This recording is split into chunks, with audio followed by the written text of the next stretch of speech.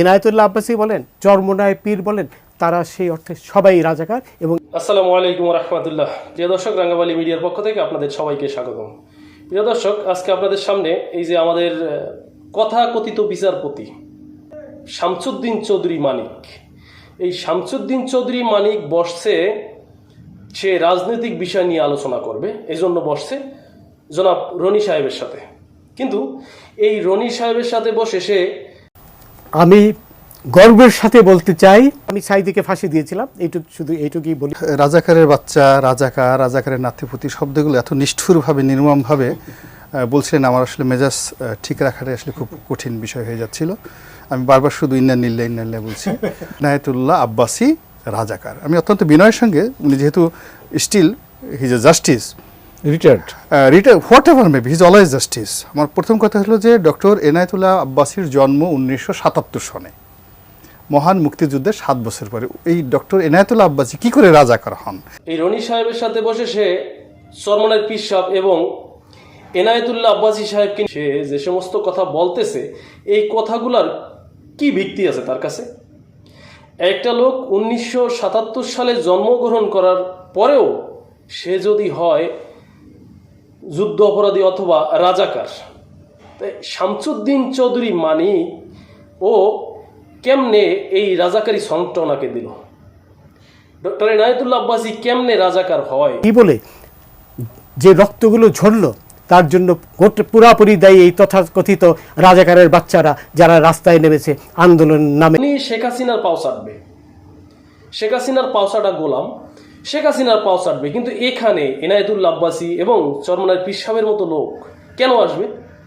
আর যারা এখন বর্তমানে যারা বৈষম্য বিরোধী ছাত্র আন্দোলনে অংশগ্রহণ করেছে এবং যারা এতে সহযোগিতা করেছে, এরা সবাই রাজাকার।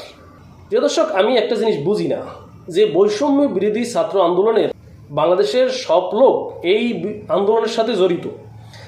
আওয়ামী লীগের মুষ্টিমাম কিছু চামচা চেলাপেলা এবং এর মতো শামসুদ্দিন চৌধুরী মানিকের মতো কিছু পাওচাটা গোলাম এর পক্ষে ছিল। তাহলে এরা যদি, এই শামসুদ্দিন চৌধুরী মানিক যদি মুক্তিযোদ্ধার চেতনায় বিশ্বাসী হয়, তাহলে আজকে কি রাজাকারে দেশটা স্বাধীন করেছে? ওর কথায়,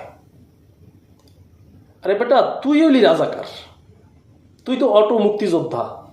তুই যদি রাজাকার না হইতি, তাহলে এই যারা এদেশের স্বাধীনতা এনেছে, যারা এদেশকে স্বাধীন করেছে, বৈষম্য বিরোধী ছাত্র আন্দোলনের সাথে তারা নেমেছে, তুই কোন সাহসে এই এক একজন মুক্তিযোদ্ধাকে, এক একজন মুক্তিযোদ্ধার সন্তানকে তুই রাজাকার বলো? তুই পাওসাট, তুই শেখ হাসিনার পাওসাট, আমাদের কোনো সমস্যা নেই, কি সমস্যা? কিন্তু তুই একজন মুক্তিযোদ্ধাকে, এদেশের সিংহভাগ লোককে তুই রাজাকার বানাইয়ে দিলি। 2018 সনে আইন করেছে সরকার যে যারা প্রবাসে মুক্তি সংগ্রামে অংশ নিয়েছে তারাও মুক্তিযোদ্ধা, সেইভাবে আমরা পেয়েছি।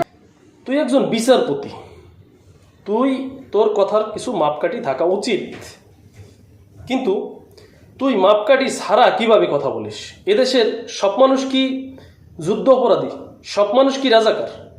এদেশের সব মানুষ বৈষম্য বিরোধী ছাত্র আন্দোলনের সাথে যোগ দিয়েছে, তুই সব মানুষের কিভাবে রাজাকার বলিস? এদেশের অনেক মুক্তিযোদ্ধা তাদের সাথে যোগ দিয়েছে, তুই তাদেরকে কিভাবে রাজাকার বলিস? তুই শেখ হাসিনার পাও চাটবি, তাতে তো কারো সমস্যা নেই, চাট। কিন্তু এখানে তুই এনায়েতুল্লাহ আব্বাসী, চরমোনাই পীর সাহেব, এদেশের সব মানুষ রাজাকার, তুই কাদেরকে রাজাকার বললি? গর্বের সাথে বলতে চাই যে এই এনায়েতুল্লাহ আব্বাসীর মতন একজন ধান্দাবাজ পীর, সে নিশ্চিতভাবে রাজাকার। রাজাকার তুই। এদেশের সিংহভাগ মানুষ মুক্তিযুদ্ধের পক্ষের, সুতরাং সেই জাতি ওই এনায়েতুল্লাহ আব্বাসীকে বা আপনার চরমোনাইকে আপনার রাজাকার বলার কারণে জাতি মতো বিভ্রান্ত হবে না।